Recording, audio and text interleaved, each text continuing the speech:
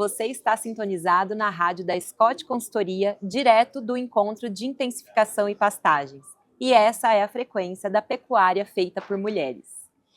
Eu sou a Natália Salvador e está aqui comigo, agora na poltrona da entrevistada, a Carolina Barreto, porque ela vai contar a história dela, a trajetória dela dentro da pecuária, no universo do agro, e o que nós estamos fazendo aqui nesse projeto, que foi uma iniciativa dela. Muito obrigada. Carola, vamos começar então do começo, de como a pecuária entrou na sua vida e como isso tudo começou a fazer sentido para você. Olha, Natália, eu sempre gostei de vaca, né? Eu fui criada numa fazenda de café no interior de São Paulo. Meu avô era produtor de café e tinha um pouco de vaca de leite lá. Então, ir ao bezerreiro, né, ter essa coisa como quintal de casa, para mim sempre foi muito legal e eu sempre gostei muito. A gente tinha também, tem ainda, não é mais pecuária, uma fazenda no Mato Grosso que era de cria, né? O meu pai que cuidava disso. E eu era alucinada com vaca, não sei, ver os bezerros nascerem, eu sempre gostei muito. E aí, quando eu comecei a ter que escolher o que eu ia fazer de faculdade e tal, eu pensei em fazer agronomia, porque eu queria morar e trabalhar na fazenda, e eu não sabia. Veterinária eu achei que era muito difícil, enfim, e entre a zootecnia e a agronomia eu falei, vou fazer agronomia. Só que eu nasci em São Paulo, eu fui criada em São Paulo, apesar de ter muito contato com esses avós, né, que são por parte da minha mãe, e essa fazenda, eu acabei fazendo comunicação na FAAP, que era o que as meninas de São Paulo, da minha turma, faziam. E aí eu dei um jeito de colocar o boi e a vaca no meio, né, eu entrei por meio do cavalo, né, meu primeiro emprego ainda na faculdade foi numa revista de cavalo, vendendo anúncio, que é zero a minha cara, zero comercial, e depois eu fui conhecendo mais pessoas e fui dando um jeito de colocar o boi dentro da vida. Eu ia em bastante leilão com meu pai, enfim, tinha muitos amigos do setor, e aí eu descobri o SIC, que era o Serviço de Informação da Carne, isso lá em 2002, né? Eu fui numa FEICORTE com meu pai, que era uma feira bárbara que tinha em São Paulo, de pecuária, e eu descobri essa entidade que estava começando para fomentar o consumo correto de carne bovina para o consumidor. E eu sempre gostei de comunicação institucional, né? Assim, de promover encontros e laços entre pessoas por um objetivo. E aí eu pedi para trabalhar nesse lugar, né? Para entrar como estagiária, eu estava na faculdade ainda, terminando a faculdade, e eu lembro até que quem me entrevistou não era a pessoa que tocava o SIC, porque ela tinha acabado de casar, que foi a Andréia Veríssimo, e estava lá o Marco Garcia no lugar dela, e eu falei, eu quero trabalhar. Mas você tem experiência? Não, eu estou na faculdade, como é que eu vou ter experiência, né?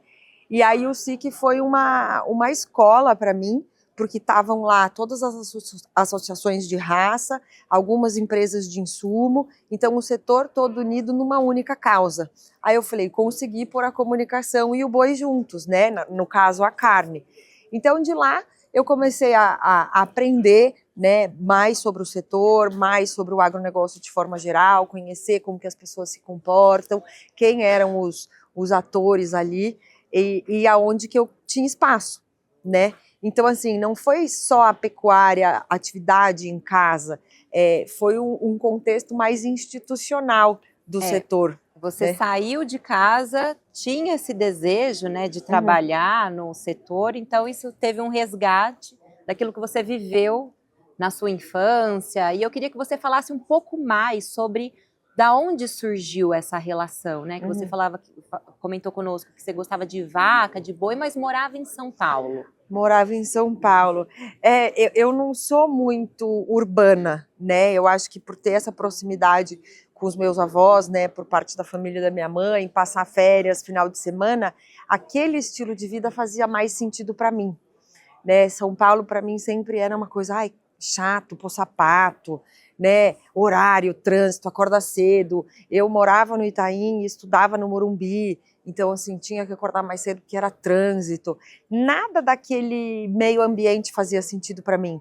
Quando eu estava na fazenda, eu me sentia muito mais mais livre, com mais autonomia, né? Porque eu não precisava de carro, de nada. Eu saía a pé, eu saía a cavalo, ou montava num trator, né? Brincava no terreirão, tinha as amigas, digamos, das férias, que são filhos de colaboradores, né? A turma da colônia, e era tudo mais fácil, né? São Paulo, para mim, não é um esforço, não é difícil, não passei nenhum perrengue, mas era tudo mais custoso, digamos assim, né? É trânsito, é aula disso, aula daquilo. Então, para mim, estar na fazenda, nesse ambiente, me deixava mais calma, mais tranquila para explorar, né? Para fazer coisas do meu interesse, não cumprir horário, fazer coisas que tem que fazer porque tem que fazer, sabe? Era ali que você se sentia completa. Era ali que eu me sentia, acho que completa assim, mas livre, sabe? Então, vamos fazer um manejo, sei lá, ali no pasto tal, ou o trator na época da colheita do café, né? Vamos ver a colheita, vamos lavar café e secar café, sabe? Então tinha uma autonomia para decidir o que eu ia fazer, eu não tinha que cumprir aquele protocolo, né? Escola das 7 ao meio-dia, aula de inglês das 2 às 4, depois, sei lá, outra aula, nananã, jantar, aquela coisa muito programada. E aí você se formou, começou a trabalhar no setor e começou a conhecer mais pessoas, mas dali da sua família você também já era bem relacionada nessa área. Nós, né, como famílias, produtores aqui no interior do estado de São Paulo, e o meu avô foi para o Mato Grosso, acho que há 40 e poucos anos atrás, e aí dividiu entre os filhos, né? A minha mãe, como era mulher e filha caçula, recebeu menos, né?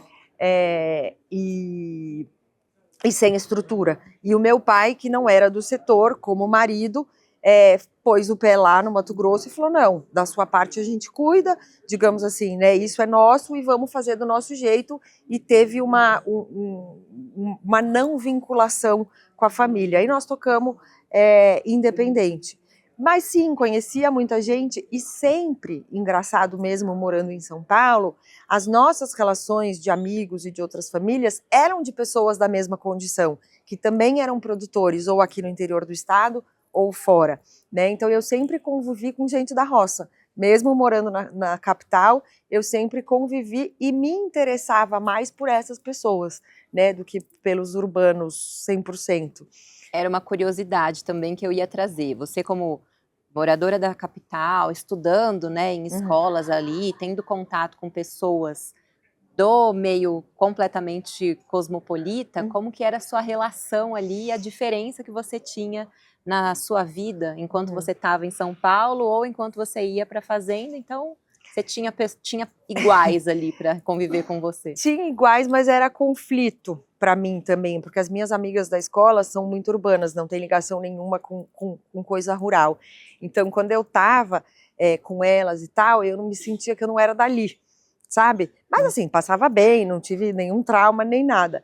E quando elas iam para a fazenda, férias, alguma coisa, minha mãe sempre contava, assim, era 2, 3 dias e você já soltava.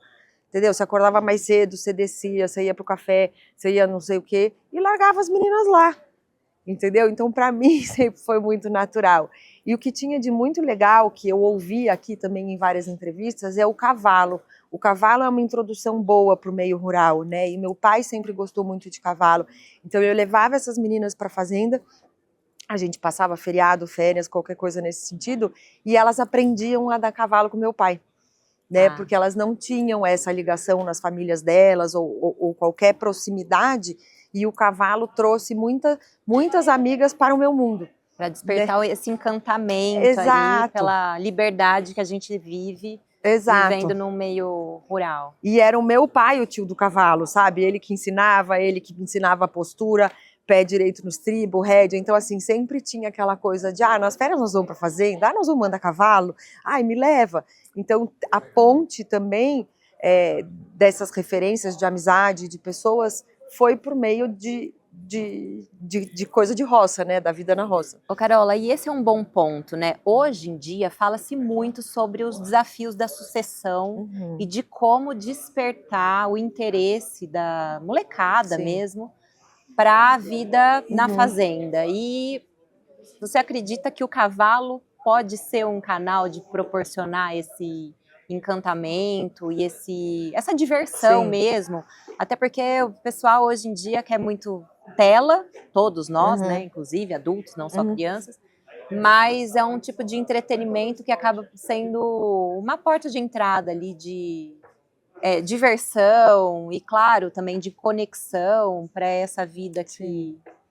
Eu acredito que o cavalo é um caminho de cura, né? Eu não acho que ele seja só diversão e entretenimento. Eu acho que o cavalo te conecta com questões muito íntimas, né? Como superar a coragem, quem tem medo, o desafio de você conduzir um animal muito maior e mais pesado que você, né? Ter essa relação com um animal onde ele se permite ser conduzido, mas ao mesmo tempo, se ele quiser, ele te derruba a qualquer momento, né? Então eu acredito muito que o tempo de tela ele deveria, né, até para nós adultos, ser substituído por tempo de roça, né? Eu acho que a gente se conecta mais, a gente tem a possibilidade ali de entender que a gente, apesar de ser humano, também é bicho, né? A gente faz parte da natureza e quanto mais longe dos ciclos da natureza a gente está, mais desconectado da nossa humanidade a gente está também.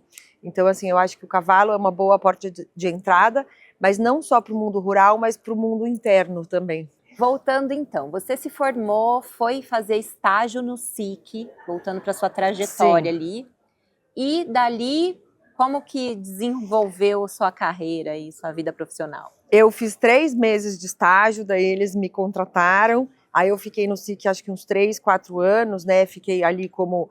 era uma instituição muito pequena, então o cargo de gerente de marketing era, né, parecia algo muito grandioso, mas era a Andrea, eu e mais uma pessoa, sabe? Depois a Andrea saiu, eu fiquei como executiva, e aí veio o convite para eu trabalhar na indústria frigorífica, né? E eu cresci ouvindo falar mal da indústria, que o frigorífico é o vilão, que isso, que aquilo. E eu falei, quer saber? Não pode ser tão ruim assim, eu vou lá para ver o que é esse frigorífico. E aí eu fui para estruturar um departamento, teoricamente, de marketing dentro de um frigorífico brasileiro, familiar, que até então só tinha unidades no Mato Grosso do Sul, né? E aí eu cheguei lá e descobri um universo corporativo, né? Apesar de ser uma empresa brasileira, aquela coisa de departamento. Eu nunca tinha trabalhado assim, né? Eu sempre trabalhava nas férias, em São Paulo, enfim, né? Fiz estágio aqui, estágio ali, o SIC mesmo, que era uma casa dentro do Parque da Água Branca, que parecia que eu estava na roça, e aí me peguei com aquilo, né? Nossa, escritório, roupa de escritório, será que eu dou conta? Será que eu não dou? Como E que é? onde era esse Era em escritório? Cajamar, aqui em São Paulo, era no frigorífico Independência, em Cajamar. E aí não existia o departamento. Então eu lembro que quando eu cheguei não existia nem sala, nem mesa, nem nada, né? A pessoa que me contratou foi o presidente da empresa que me convidou para trabalhar lá. Aí a pessoa que me contratou falou: "Se vira". Aí eu falei: "Bom, tem algum lugar aqui para mim, né?" E eu lembro que eu tive que montar a minha sala, né? Tinha lá um departamento de compras, eu fui lá falar com o seu Leonardo, até hoje eu lembro, falando, eu preciso de uma mesa, né, 2 cadeiras, um armário e tal, e eu fui parar numa salinha que estava fechada, que era o CIF da charqueada que aquele prédio ocupava, ou seja, não tinha nada preparado. E isso não me abateu, eu não achei ruim, não foi nada. Eu falei, então já que eu não tenho sala, eu vou fazer do jeito que eu quiser. E eu lembro que até pedi pro seu Leonardo, posso ter um tapete de vaca? Né? Então, assim, eu nunca entrei numa regra, num negócio. E ali eu entendi como as regras funcionavam, como que era o mundo corporativo e tal. E aí eu fiquei um tempão nesse frigorífico, eu entendi como que funcionava ao lado da indústria, e aí, em vez de fazer um departamento de marketing, a gente estruturou, na época, um departamento de comunicação, marketing e relacionamento, porque tinha um trabalho para fazer com os colaboradores ali também, tinha um trabalho para fazer com os produtores, né, que era o relacionamento com o pecuarista, e tinha um trabalho de comunicação geral e de marketing. Só que nessa época o frigorífico só exportava, 80, 90% da produção era exportação, o que era mercado interno era charque. Então tinha que fazer as feiras fora do país. Então, assim, eu caí ali no liquidificador, misturou todos endomarketing com marketing fora do Brasil, e ali eu fui aprendendo, né? E aí, infelizmente, entrou em recuperação judicial e eu saí.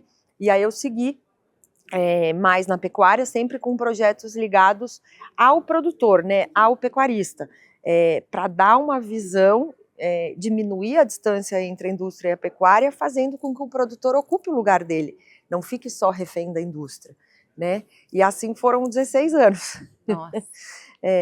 E aí quando eu saí, em 2013 eu quis sair de São Paulo, principalmente, porque aquela vida, aquele trânsito, eu estava virando muito... como é que fala? Eu estava muito absorvida por esse estilo de vida urbano e aquilo estava me deixando doente. Consome a Consome. gente, né? Suga nossa energia, consome nosso tempo. E aí, embora você estivesse trabalhando com aquilo que você sempre quis, né? Que tem a ver com vaca, produtor rural, não estava dentro do seu habitat necessário, que era a vida na fazenda. Ao ar livre. Né? E é isso, ficava assim um fim de semana, 2, sem ir para a fazenda, eu via que eu ficava mais ansiosa, mais brava, mais raivosa, não tinha paciência com nada. E eu falei, gente, tem alguma coisa errada. E aí, voltando de um leilão a trabalho, parei na casa de uma amiga e assim, tudo inesperado. Ia acontecer um fim de semana delicioso, não tinha nada programado, eu tinha carne no porta-mala, porque tinha sobrado do leilão, nós fizemos churrasco, era uma turma boa. Eu falei, quer saber? Essa é a vida.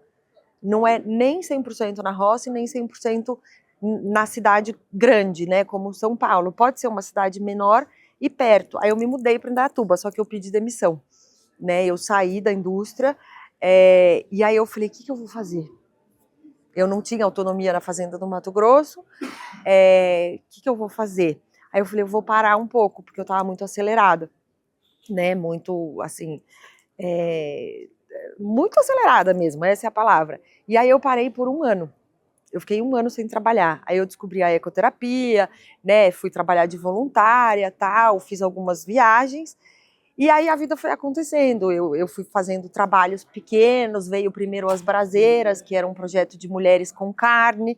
Depois o Pecuária Feito por Mulheres. Aí eu fiquei um tempo na família.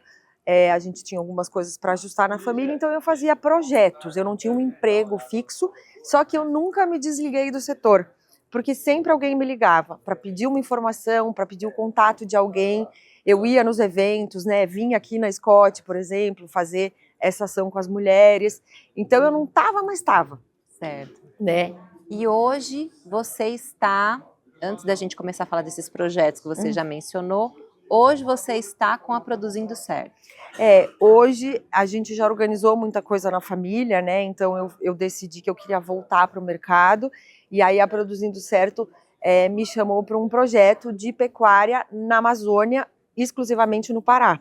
Que você justamente faz isso, desse relacionamento, contato com o produtor rural. Conta pra gente o que é a Produzindo Certo, para quem não conhece, e qual que é seu papel, seu trabalho, que eu acho fantástico aí, que você vem desenvolvendo. A Produzindo Certo é uma empresa que nasceu dentro de uma ONG de produtores, que é a Aliança da Terra, e ela tem como propósito prestar assistência técnica em sustentabilidade para o produtor, né? Então, ajudar a se adequar nas normas vigentes, ter práticas que ajudam ali o cotidiano daquela fazenda, independente se é pecuária ou agricultura, enfim. Então, a Produzindo Certo ela é uma empresa de assessoria técnica em sustentabilidade. Ela tem um protocolo, né, desenvolvido por eles, todo o sistema de inteligência ali desenvolvido por eles, e esse projeto no Pará é um projeto para 1 milhão de hectares, né, para colocar 1 milhão de hectares, ou não sabemos, 300, 350 produtores, dentro dessa plataforma, né, e o meu trabalho, eu sou a head de pecuária da empresa, coordenando os projetos de pecuária, fazendo esse relacionamento. Então, quem são os produtores e produtoras que estão disponíveis e interessados nesse assunto? Esse projeto é financiado por um fundo de investimento, então não tem custo para o produtor, e com isso a gente vai conhecendo as regiões, trazendo as pessoas para dentro e dando essa possibilidade de uma melhora, de uma evolução na atividade, né? Então, a princípio, o protocolo é um conjunto de perguntas que vai avaliar aquela propriedade, como se fosse um raio-x, vai gerar um diagnóstico e uma nota de 0 a 100. Né, como se fosse um termômetro, dentro de 0 ser o pior e 100 o melhor, como é que está aquela propriedade em questões socioambientais e produtivas, né? não é só social e ambiental. Então está sendo divertido, porque é um estado que eu nunca tinha trabalhado, né? O Pará tem bastante questões ambientais, por estar no bioma da Amazônia, já teve muita ONG, muita gente fazendo coisas lá, mas agora é a bola da vez, né? Sim. Acho que é o último estado que a gente tem ainda mais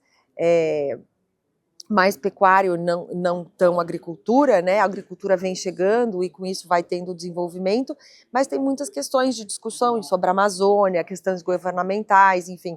Então é um desafio interessante, assim, sabe? Coça a mão, vamos transformar isso, vamos ver o que acontece. E como está sendo sua rotina? Você vai para lá, você fica aqui, você não está mais morando em São Paulo? Não, eu não tô... Explica como está hoje, nesse momento, porque eu sei que muda muito rápido Muda também. muito rápido, Eu saí de São Paulo em 2013, fui para Indaiatuba, né, para esse interior que não era nem cá nem lá, e com a pandemia eu fui para a fazenda de Pinhal, né? Então eu estou desde 2020 morando no Espírito Santo do Pinhal, onde tem essa fazenda que eu cresci, né? Que eu não nasci, que eu cresci.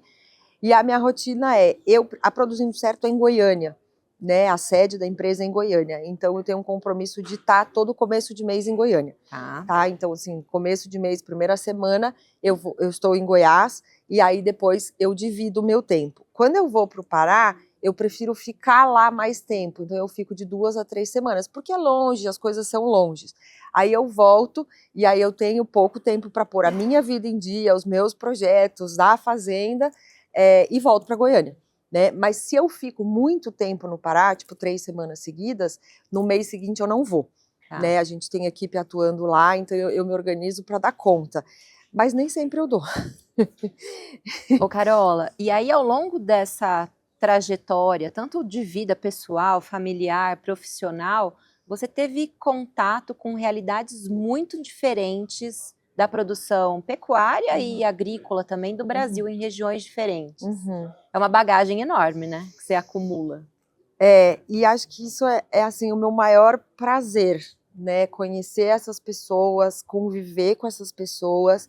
Eu tive a oportunidade também de atuar no Paraguai, que foi muito interessante, conhecer famílias, histórias e situações produtivas, tanto de fazendeiros e frigoríficos, né, no Uruguai também. É uma bagagem muito legal, assim, e o que é mais rico para mim, os aprendizados, né, com as culturas diferentes, com as pessoas diferentes, é que hoje, em qualquer lugar que eu tiver, você fala, eu tenho uma amiga lá. Oi? Mas como você conhece lá?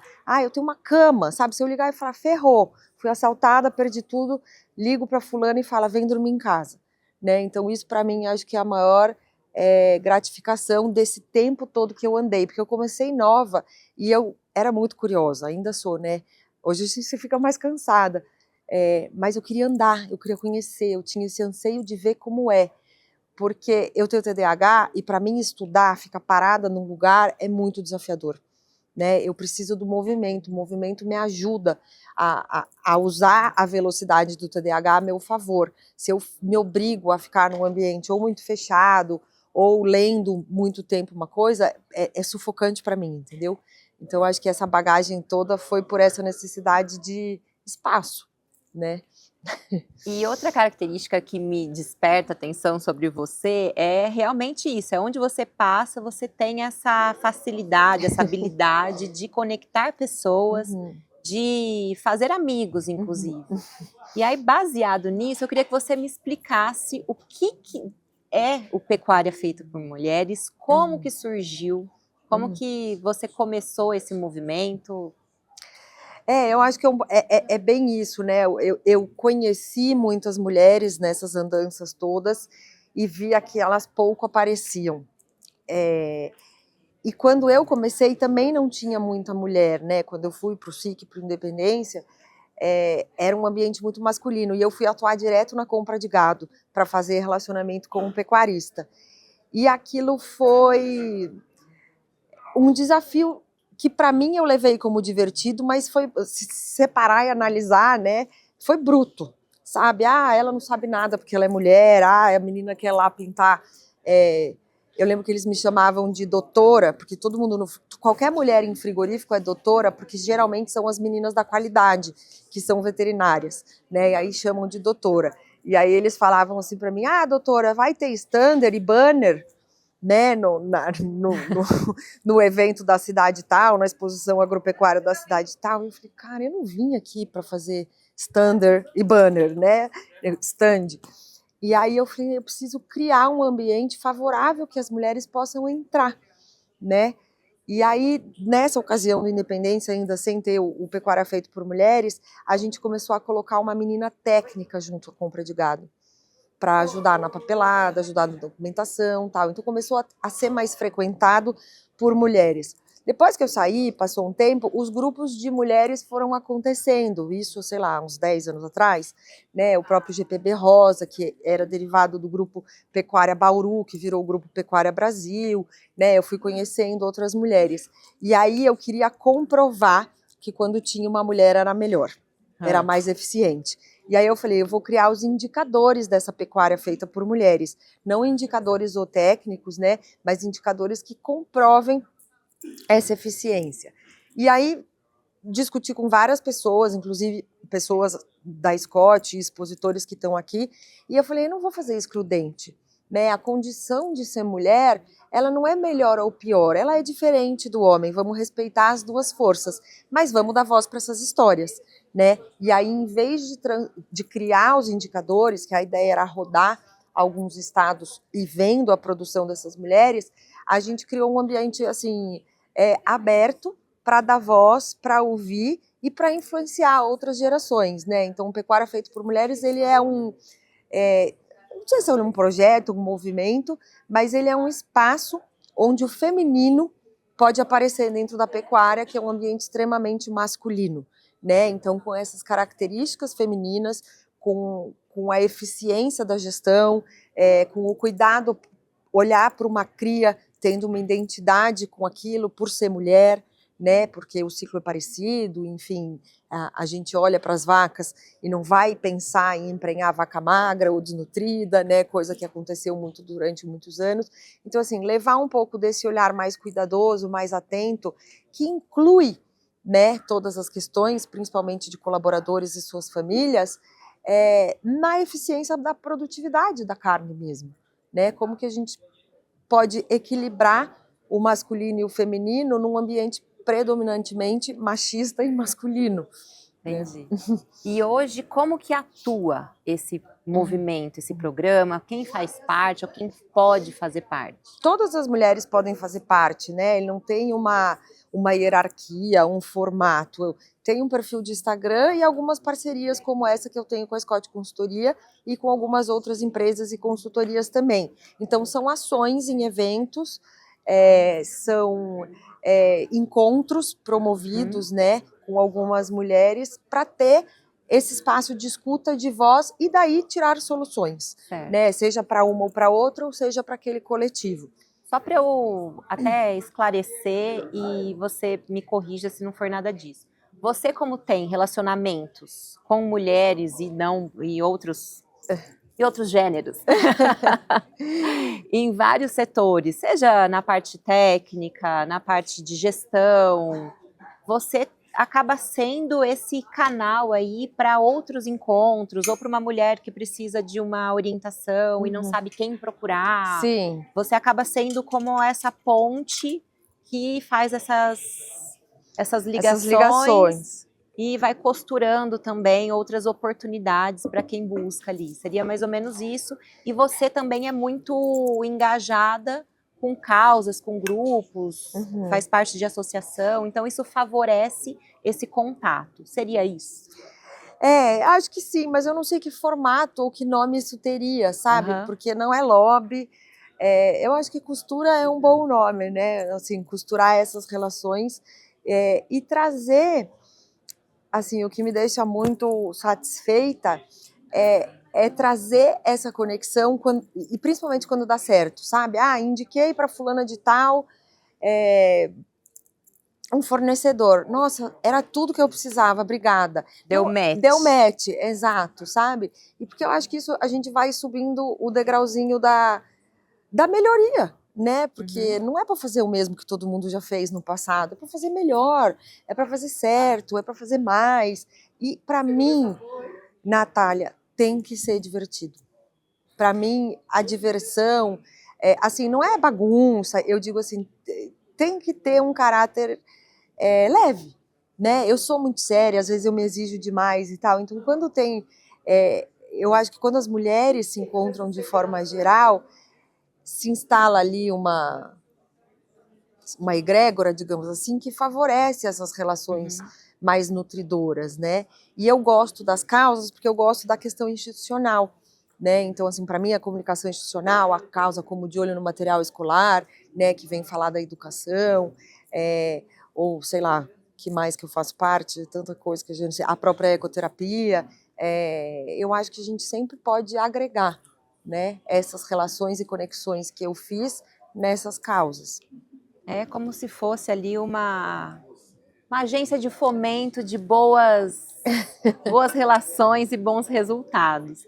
Além do pecuária, você também tem a cafeicultura por mulheres. Isso. Que tem a mesma finalidade dentro do universo do café, que é onde você também atua, a região onde você mora, certo? Sim. A cafeicultura feita por mulheres, ela surgiu na pandemia, né, que eu fiquei mais na fazenda, que eu me ocupei de cuidar de uma lavoura de café, e ela é mais fácil que a pecuária, porque a gente gera um produto final, né? Então eu tenho o café torrado para vender, eu e outras mulheres, né? O meu sonho na pecuária é que a gente conseguisse ter de repente na cria, pegando o exemplo da cria, uma interferência ou uma influência no preço do bezerro. Então, assim, quando ele é feito por mulheres, ele vale mais. Prêmio. Exato. Né? Então, o café ele é mais fácil.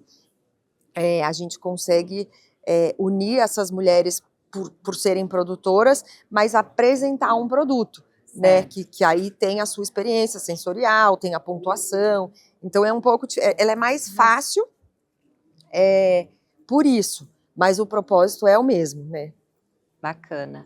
E aí a gente mencionou aqui a ecoterapia. E eu queria também que você trouxesse como você passou a fazer parte, como isso entrou na sua vida, como você conheceu e como você atua em relação à ecoterapia. A ecoterapia apareceu na minha vida quando eu mudei para Indaiatuba. Eu sempre andei a cavalo desde pequena, né? O meu avô, por parte do meu pai, era militar da cavalaria e também era da Hípica Paulista em São Paulo, um dos fundadores da Hípica, então a gente sempre teve essa coisa do cavalo. Mas quando eu mudei para Indaiatuba, eu conheci uma menina que era veterinária, que ela voluntária num Aras, que ela atendia como veterinária, às sextas-feiras, para andar a cavalo com crianças cegas. Eu falei, uai, como é que é isso? Ah, vai um dia comigo que eu te explico, né, que você conhece e tal. Então eu fui, a Helena Isla, ela é veterinária e quiropraxista de cavalo, uma menina super competente, e aí eu me encantei com aquilo. Porque as crianças em cima do cavalo, cegas, falavam, tia, olha ali. Eu falei, oi? Como assim, tia, olha ali? Ele não enxerga. E aquilo mexeu comigo.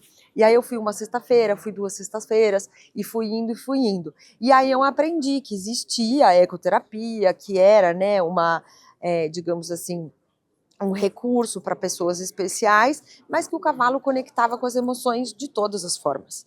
Aí eu fui estudar.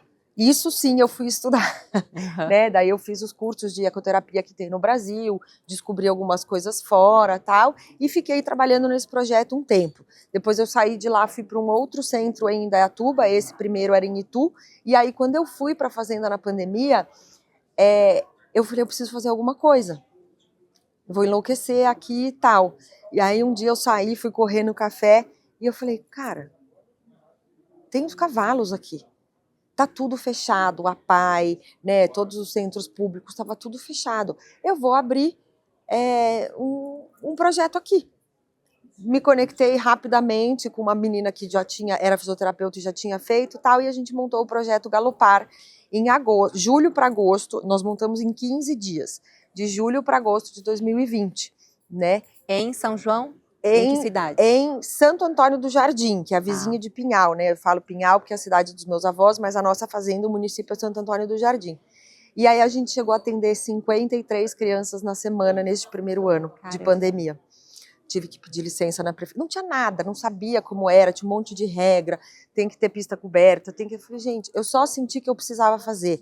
O como foi acontecendo, né? E aí nós tocamos o Galopar por 3 anos e meio, e aí eu tive que fechar por questões familiares, e esse ano ficou parado também por conta da Produzindo Certo, do desafio que eu peguei, mas ele retoma depois do carnaval o ano que vem, aí sim em São João da Boa Vista, na fazenda de um grande amigo, que também tem essa relação com cavalos, tem 2 filhos pequenos, tal. Então o Galopar ele volta ali para a região a partir do ano que vem. Muito bem. Tem outro projeto que eu sei que você faz parte. Eu nem sei quanto tempo faz que a gente está conversando aqui, pois a produtora que lute, que é o As Braseiras ou Braseiras? As Braseiras, As Braseiras. As Braseiras foi o primeiro, né, desse grupo de mulheres, assim, também de um evento. Eu tinha acabado de voltar do Uruguai, eu fui num evento de carne, tipo esses festivais, e de novo, né, um bando de homem, um bando de bagunça, e eu sentia um negócio que me incomodava, que era assim, é uma festa, mas não é uma festa para valorizar a pecuária, né? Valoriza a carne, fala-se de carne, mas no fim todo mundo bebe, é uma balada. E aí eu conheci 2 meninas que tinham um projeto já, e uma outra mulher do Pará, o Pará já estava na minha vida, e aí eu falei, vamos fazer um grupo de mulheres? Mas pra quê? Ah, não sei, vamos fazer um churrasco entre nós e vamos ver o que acontece. Ah, eu topo. Fizemos ali um grupo de WhatsApp e aí ficamos ruminando. O que nós vamos fazer? Nós vamos fazer evento, mas não vamos fazer festival. O que a gente quer?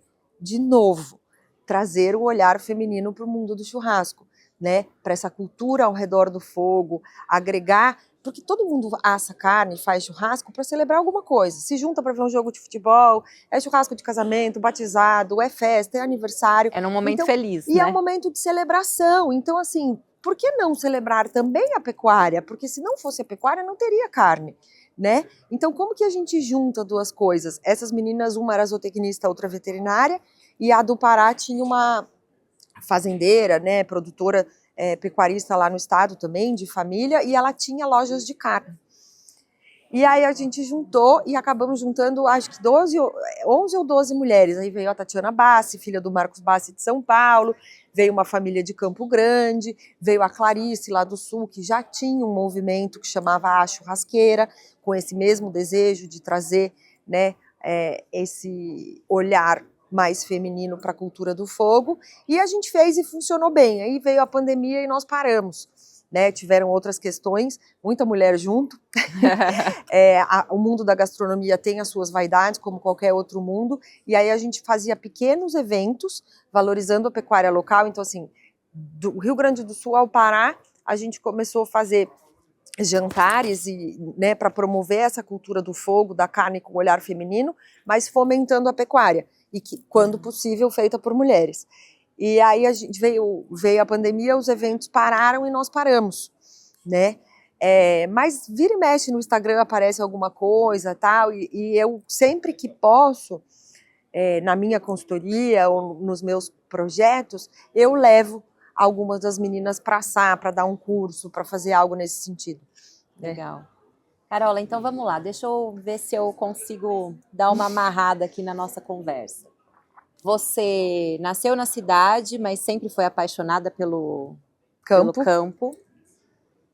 Estudou comunicação, mas sempre trabalhou com o universo da pecuária e da agricultura. E agora o que eu percebo em você é essa vontade de unir pessoas, né, por um propósito comum, e especialmente aqui, como nós estamos nesse espaço, dar voz para as mulheres, valorizar, celebrar, né, o papel das mulheres nesse setor que ainda é um tanto quanto masculino. E eu queria que você desse sua visão sobre o que para você é a mulher nesse universo. O que tem de diferente? Sem ser uma concorrência, como você mesmo falou, sem buscar um indicador numérico, porque quando a gente tem um indicador, vai gerar uma comparação entre mulher fez tantos pontos e não é esse o propósito, Não, certo? não. Não é esse o propósito, não é um café melhor porque tem mulher, mas é um café diferente porque tem mulher. Não é uma pecuária melhor graças às mulheres, mas é uma pecuária com um olhar diferente porque tem mulheres. Como que você visualiza isso e qual que é a sua verdade em relação a essa visão? Uau! É ruim estar desse lado, né? Ruim não, é bom. Natália, eu penso assim, esse diferente tem que ser considerado e respeitado. O fato de ser mulher, de ter esse olhar mais inclusivo, cuidadoso, nutridor, enfim, né? Durante muito tempo ele não foi considerado. Então, né, pensando nas que vieram antes e tal. Então, assim, para mim o mais importante é reconhecer. Não é para aplaudir, para nada, é dar espaço, né? Por quê? Porque eu acredito muito que isso equilibra. Quando a gente equilibra o masculino e o feminino, tudo flui melhor, dentro da gente e fora da gente. Nós, mulheres, temos energia masculina e os homens também têm energia feminina, né? Então, assim, fazendo uma analogia com o nosso setor, é como se a mulher fosse uma terra fértil e o homem uma semente, né? E toda a potência está dentro da semente, digamos assim, né, para a planta sair. Só que se você coloca a semente cheia de potência numa terra infértil, ela não vai extrair o seu melhor. Ela não vai florescer do jeito que ela poderia, né? E vice-versa, se você coloca uma semente muito fraca numa terra muito fértil, também não vai acontecer. Então eu vejo que esse equilíbrio é fundamental para que a gente possa ter paz, sabe? Eu acho que mais que tudo é paz e contribuir unindo o melhor de cada força, né? As características principais do feminino é o coletivo, né? Agregar e contribuir com quem está no entorno. O 2, essa preocupação. Sabe aquela coisa de mãe? Você vai sair, você pegou o casaco? Você comeu? Né? Isso é muito do feminino, do cuidar. Por quê? Porque a gente nutre, né? A mulher, a fêmea, né? Todos os mamíferos, a gente nutre, a gente dá o alimento, dá de mamar, né? Então, isso é uma característica de mulher, do feminino. Depende de onde você cresceu, de repente na sua casa, na escola, tá, o ambiente mais hostil ou menos hostil, essas mulheres se masculinizaram também, né? Passaram por cima das suas próprias características para sobreviver.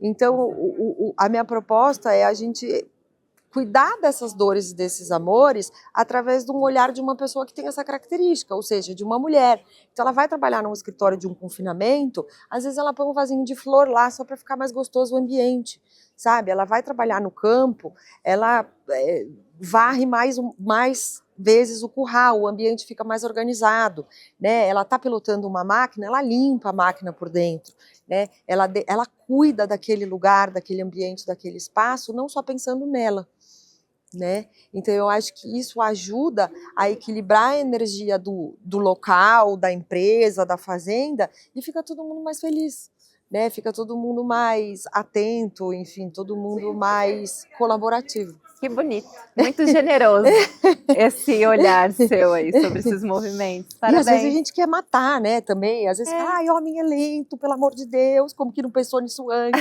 Mas a gente precisa equilibrar.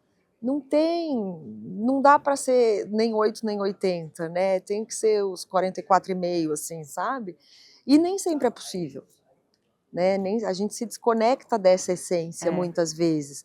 Então eu acho que é mais um resgate e um lembrete da gente ocupar o nosso espaço fazendo o que a gente tem de melhor. Muito bem. Vamos caminhar agora para o final do nosso Pecuária Feita por Mulheres, uma conversa muito inspiradora, acho que rendeu, né? E para encerrar, Carola, deixa aqui os seus contatos e como as mulheres interessadas em conhecer mais, ou homens também, né? A gente não exclui, podem entrar em contato, podem fazer parte aí dessa iniciativa, dessa corrente. O mais fácil, gente, hoje em dia, para eu administrar e para vocês, né, para a gente se falar, é o Instagram, @pecuária feita por mulheres. eu estou contratando a Natália para ela me ajudar, mas ainda é o Instagram, né? Eu tenho o meu Instagram pessoal, que é Carolina Barreto, mas eu uso ele pouco.